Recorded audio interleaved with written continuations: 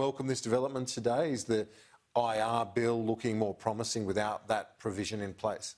This is a small change, Kieran, and it's one that we're a little bit suspicious about. We're a bit suspicious that the government set this up as a bit of ambit from the beginning. It was never discussed in any of those discussions that took place last year in those working parties, never raised or talked about.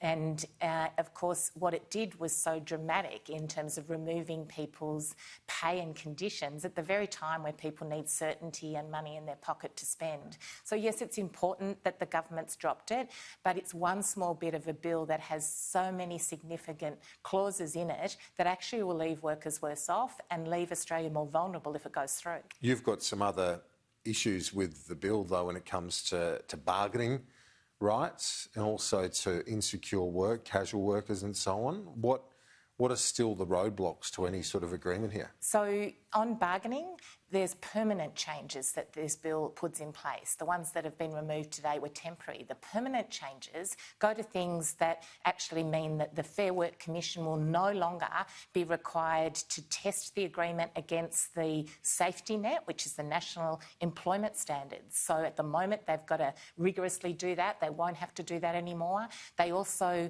remove requirements that workers really understand what they're voting on. They don't even have to be notified till 4 weeks after bargaining starts. It could be all over by then and they're given an agreement without any chance to be represented. It also means that workers who don't have English as a first language don't have to have it properly explained to them, or young people who are in and out of shifts don't have to understand it properly.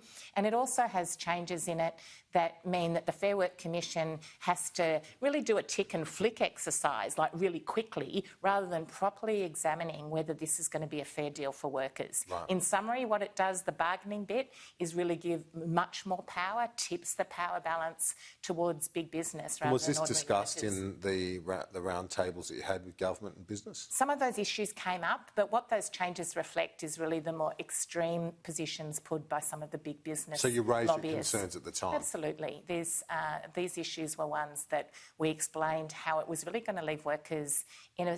You've got to think about so many people. These are complex documents, but so important because it's your pay and conditions and your rights at work. Anything that makes it harder for workers to fully understand it, puts them at risk of going backwards in their pay and conditions, and puts them under some imbalance in terms of power in the workplace is not good for workers, and we won't support that. And the casual component? Well, casuals is another serious issue here. What we saw when the pandemic hit was how vulnerable Australia was because so many people were in insecure jobs and lost them overnight. So what's the problem in this change? Two changes. They say there'll be a new definition of casual, but that new definition will actually mean that if the employer calls you a casual when you first get the job, the reality if your job turns into a permanent job and you start working regularly over a long time doesn't make any difference. You lose your rights to be treated as a permanent worker, and the law, if it's challenged, will say, well, because the boss called you a casual on day one, that's the main issue about whether you're a casual or not. As opposed to longevity. As opposed to the reality of what's happened in your work. Okay. The other thing it does is it talks about being able to convert, but there's this huge loophole. So if you're a worker that wants to convert from casual to permanent, if the boss says it's not reasonable, they don't have to do it, and there's no right to go to the independent umpire and get that challenge. So still some big hurdles to jump.